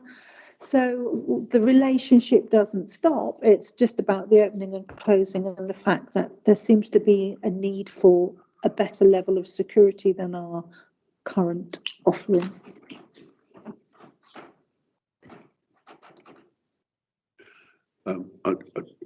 Thank you very much for that. And we are, as you rightly say, not making a decision. We perhaps ought to get to the point where we know what we're doing next, if that's appropriate. Councillor Crawford, then Councillor Jeremy. Thank you very much. No, from what you just said, it sounds like us pulling out of the contract may mean that there would be better security at the site and less danger to our staff, which is very important. But would you have a reassurance that there would be better security at the site before we? I'm aware of the company that they would use should we withdraw. Okay, thank you very much. Yeah, just a couple of points. Firstly, a point on process. There is a budget line within amenities for the income in relation to the open and closing, and we haven't had an opportunity to debate this as a committee, so, you know, it would be good for us to have a debate. Secondly, I welcome anything that we do that encourages English heritage to pay more attention to the Priory. Stuart's made this point for years, as have others. I've visited there recently with some people from outside of Thetford. And actually, we take it for granted that we know a lot about the site, and I was trying to explain to them that there is very little in terms of interpretation panels or general information about what it is you're actually looking at. I found myself a bit sort of out on my depth trying to explain some stuff, frankly. And it is a really important site, and we don't make enough of it. It's kind of, it's not our job as such, but if we can advocate to English heritage, as I'm sure we do, that would be good. I am slightly nervous about us potentially making the situation worse because the opening and closing arrangement and the litter picking has been around for a while. As council, we've performed that role, but I've always understood it to be limited to that, certainly not policing the site or dealing with antisocial behaviour. Obviously, if we witness things while they're locking and whatnot, then I fully expect us to phone the police and to deal with it as any member of the public would. But I've never understood it as our role to police it and to deal with stuff, or our staff to deal with stuff directly. I know what we get from them financially. If we're expected to police it, then we've probably been undercharging them for a while. Yes. But if we were to withdraw entirely and we were to end up in a situation where it wasn't opened and closed, that would lead to an awful lot more antisocial behaviour, I think, because even if it's locked, you can get in there. Yeah. And those that are wishing to be particularly naughty will get in there one way or the other. But it does deter, the fact that it's locked gate does deter a certain number of people. So I wouldn't want us to get into a worse position where English Heritage is determined that they're going to leave it open. But having an additional option where there is a sort of more specialist security arrangements in place would seem the right way to go. Just to say that actually they have been thinking about leaving it open anyway, regardless of our contract. So I think it's more that we spend a lot of time, if there's damage, the guys go around, they put up the stuff, they put cord in it, they collect all the flints. And there's a lot of work that we do over and above. And because it is the Priory, I think if there's a call out, we tend to prioritise it above our own work because it's our contract. And so we go out there and we look after it. And often it's not just one person, it's 2 or 3 people. We've met contractors. We've done all sorts of things that we do over and above because, and that's not a bad thing. But I think, we do actually do more than is in the contract. The actual cost of what we do exceeds what they pay us. So, and I know it's I don't know, I'd probably have to look at finance to clarify. I know that we put that money into amenities because they are the people who have made the decisions on the toilet cleaning, because obviously that's part of that contract. And I guess potentially the way to look at that is if that wasn't in there, we'd have more time to focus on our own assets. So I think there's several positives that perhaps could be looked at. But English Heritage are not. I mean, there's no bad feeling or anything. It's a discussion we're having.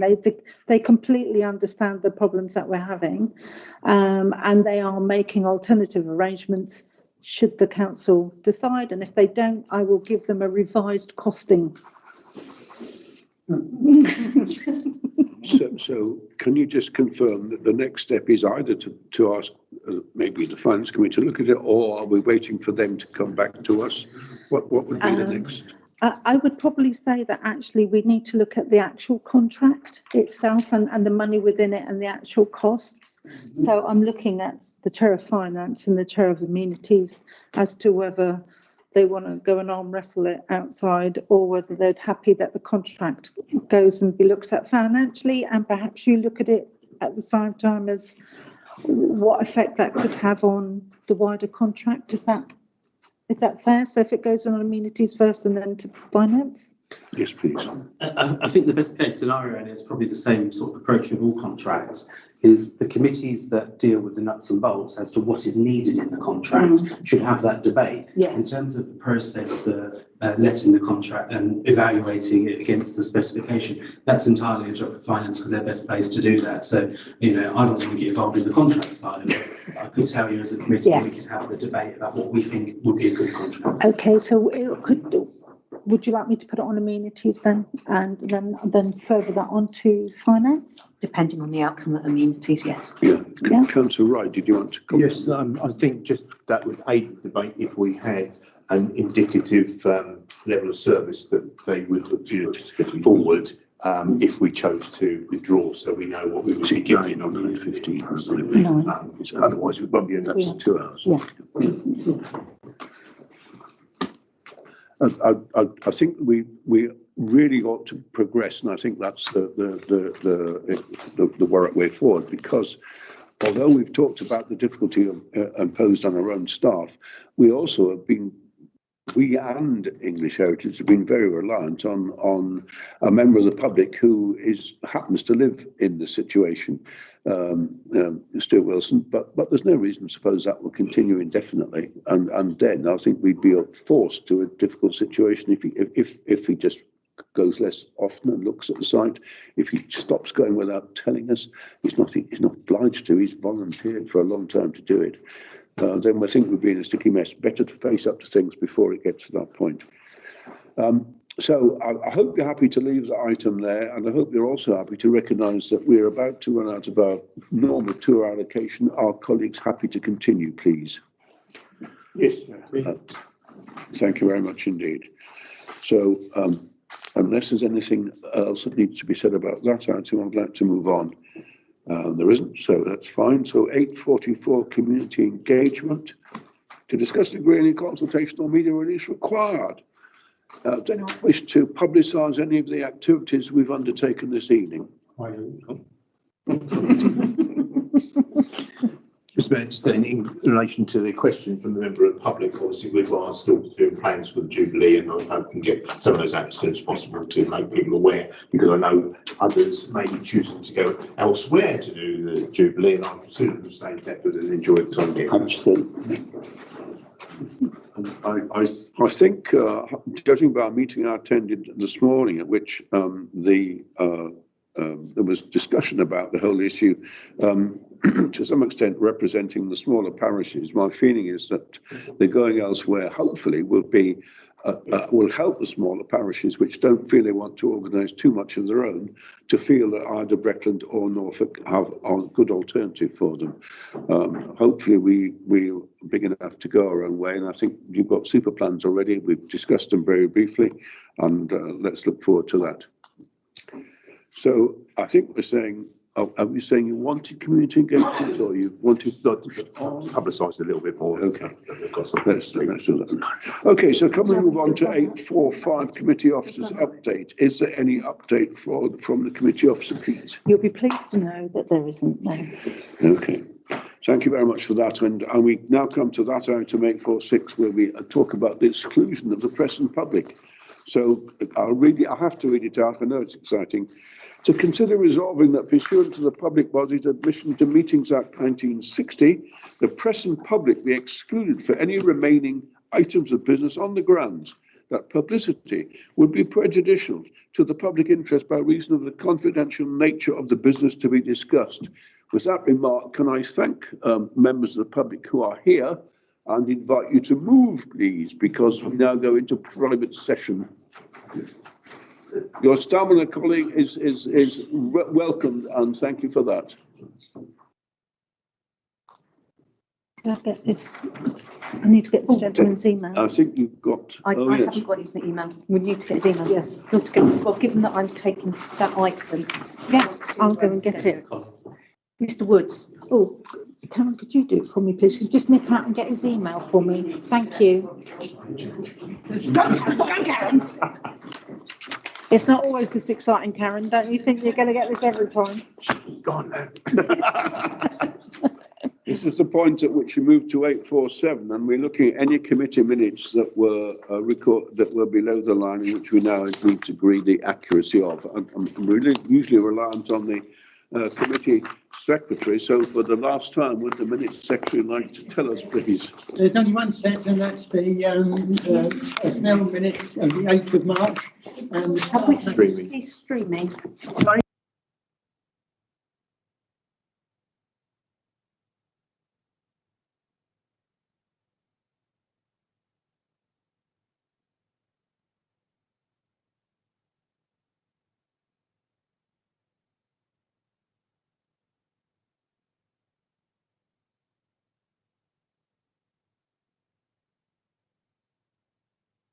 Yeah, Tom, if you can stop streaming, please.